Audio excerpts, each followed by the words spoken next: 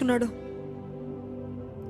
ఏ రీతి అయితే ఎంత అవమానం, ఎంత నొప్పి, ఎంత వేదన అయినా, దేవా ఇది నీ రాజ్యము కొరకు తండ్రి, ఇది నీ రాజ్యము కొరకు, ఇది నీ చిత్తము కనుక నేను జరిగిస్తానని ఎట్లాగైతే తన్ను తాను సమర్పించుకున్నాడో, ఈరోజు నన్ను మమ్మల్ని అదే రీతిగా సమర్పించుకునే కృపను దయచే. Help us all to be kingdom minded Lord. ఈరోజు ఈ మాట చెప్పమన్నావు, ఈ మాట ఎంతో కాలం నుండి తండ్రి నువ్వు కన్విక్ట్ చేస్తున్నావు. Help us all to be doers of the word Lord. నీ వాక్యానుసారంగా జీవించేవారుగా, నీ వాక్యాన్ని లోబడి దాని తగ్గట్టు జీవించే కృపను మాకు అందరికీ దయచేయమని, విత్తబడిన వాక్యాన్ని నీవే ఫలింపజే, ఆశీర్వదించే, ప్రతి ఒక్కరి హృదయంలో నాటు ఫలింపజే ప్రభా. ఈ రోజు నుండి, ఈ రాత్రి నుండి, ఈ క్షణము నుండి ప్రభా,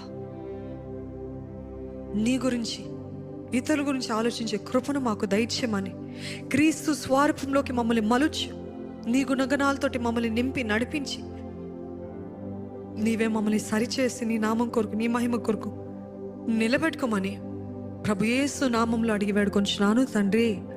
ఆమేన్.